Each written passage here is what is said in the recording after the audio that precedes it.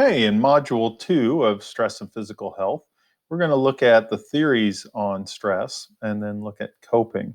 Before we do that, let's go ahead and take a little bit of a look at what happens with this physiological reaction that we wrapped up in Module 1. And this is the stress response. And as you can see, generally all those different things that I was talking about, and you can see over here on the right of the slide here, there's heightened attention. So, of course, you're going to pay more attention because there's more threat out there when you're highly stressed. It's going to provide energy to you, so you have quick action. And it's going to prepare your body for injury. So, once again, that's the fight part and the flight part, because you need the muscles going so that you can defend yourself or run away, and you need to be able to be paying attention to everything around you. Now, Cannon went on and said that when we have this intense or chronic stress, it begins to overwhelm your body's homeostasis. And that's the tendency to return to steady state of normal functioning. Okay, so you get stressed, sympathetic system rears up and goes up. And then after a while, the stressor goes away and the parasympathetic system brings it back down to a sense of homeostasis. And all of that's all well and good, except if it doesn't, if it just never revs back down to the homeostasis and just keeps up the sympathetic nervous system. So what happens in what was referred to as the general adaptation syndrome is three general stages. Okay, the first one is the alarm stage. This is when you mobilize your body in reaction to the threat. And you can see that in phase 1 down below here. Okay, so you go ahead, you don't have a lot of stress at this point, you're just beginning to ramp up to it. Okay, stage 2 is called resistance. And in that time, it's a period of time where your body is physiologically activated now and it's prepared to respond to the threat. So you get the alarm, okay, you acknowledge it, your body starts doing the changes. The resistance is where the body changes more fully, and you're ready to go. And you keep on going in this phase 2, coping with the stressor as long as possible. However, if that stressor tends to go overboard and doesn't diminish or go away, you can reach exhaustion, which is phase 3. And this is where you've just basically used up all of your body's resources due to this kind of chronic stress. And that's when you start to break down. And you can see that kind of going down real quickly there after that depletion. So it's kind of like you've revved your engine. If you ever have a like gasoline engine, and you've revved that engine and you keep on revving it, and you've gotten to empty on the gas tank, and you're still revving it, eventually it's going to break down because you just don't have the ability to go on forever doing this kind of thing. So that's another kind of theory and approach of this. And then we have Sapolsky theory. And the Sapolsky theory says that the stress response may use so much energy that the body can't do the routine upkeep like storing energy or repairing injuries. So basically what it is that stress gets prioritized, because if you have a real stressor and you don't address it, it could really be horrible kind of implications for you. So, like if you don't respond to the saber-toothed tiger that's about to eat you, you're going to get eaten, and it doesn't matter about anything else. So the body over time has given you priorities to put all of that muscle, like all that energy and stuff to your muscles, your adrenaline and things. And it's like, who needs to go ahead and worry about hunger right now? If you don't do this in the next 5 minutes, then you're going to die, and then you don't need any food. So throw that out there. So what happens though is in chronic stress, you're still in this emergency mode, but it just never diminishes. And so what eventually happens is if you don't, eat as much or have high blood pressure over an extended period of time, your body begins to break down. So it's almost a battle between short-term kind of outcomes and long-term outcomes. Because the two aren't necessarily going to work each other well. So short-term outcomes are fine for a little bit of time, but if you go much longer than a little bit of time, now you're starting to interfere with the long-term outcomes.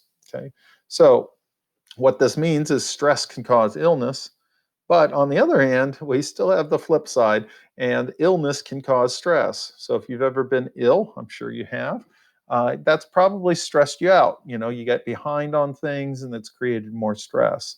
Or maybe you've just had a lot of things that are due and then you get ramped up, like we've been talking about, and it goes the other way. So either way, they certainly can contribute to one another. So, how do we deal with this? Well, that's what's called coping. And so, coping, one of the primary things that you want to do with coping is what's problem focused. So, this is where you really attempt to change the stressor. You're an active participant in this. And so, the best way to deal with stressors is if you can predict what's going to happen and that you can control what's going to happen. Okay. If you can do those two things, it's going to really reduce your overall stress. So, let me give you an example. Let's say you're an accountant and you know that starting around February, that you're just going to get inundated with tons of work as everybody starts submitting stuff for your upcoming taxes. Now, that's stressful. There's a lot of demands on your time. You're putting in a lot of hours, but you have two good things under control, right? You predictability, around February every year, this is going to happen and it'll happen through April. After April, it's going to go back down to a lot more, less crowd and a lot less kind of difficulties. And then the fact is, I can control it because I can work and make progress through the different, clients that I have. So I can decide if it's getting too stressful that I can just simply work on this and get it so there's fewer people that I have to do, and therefore I'm less stressed. Okay. Now, it's even effective if you have the illusion of control over a problem. It can help alleviate stress.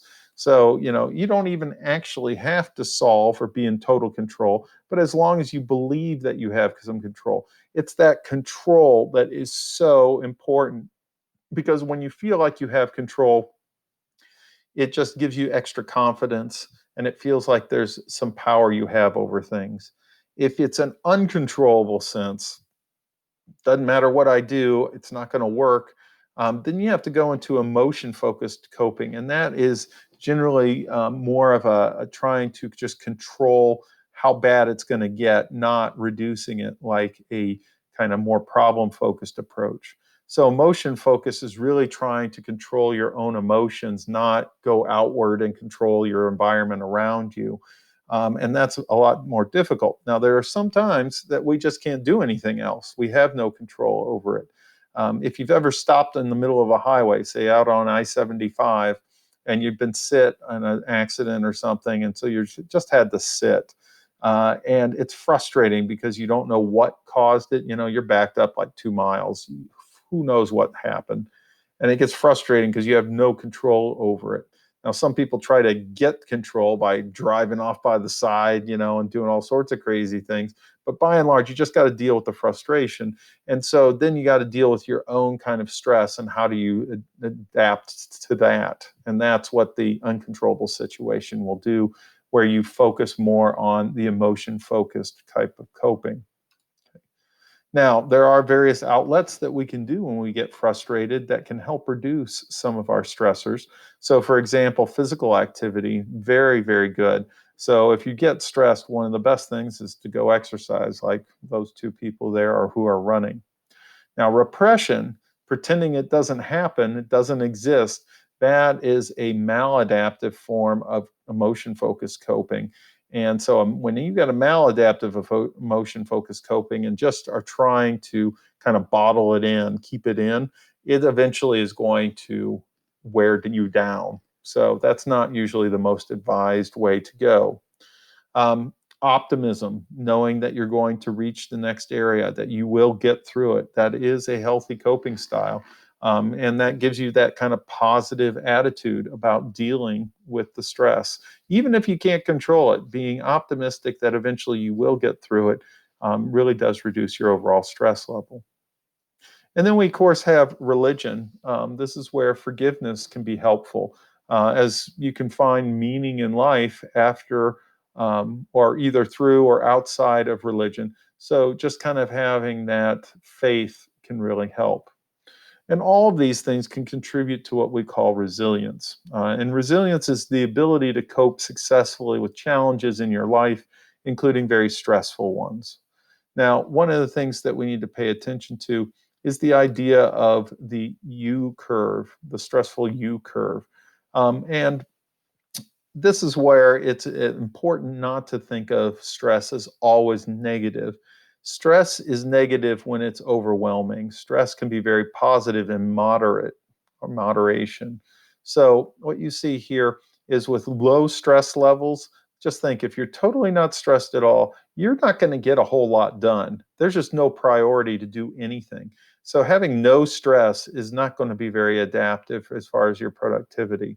Now, if you have a little bit of stress, now you're going to start saying paying attention to things.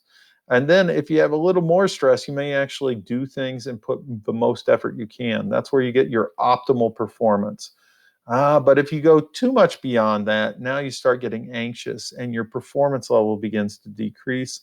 And if you're really, really got a lot of stress, then you're going to become disorganized and totally ineffective. And so that's what they call kind of the U-shaped curve as far as the level of productivity. Okay, so that is module 2. And in module 3, we're going to look at healthy behaviors and psychological factors in regards to more physiological or kind of the health aspect of things. So stay tuned for module 3.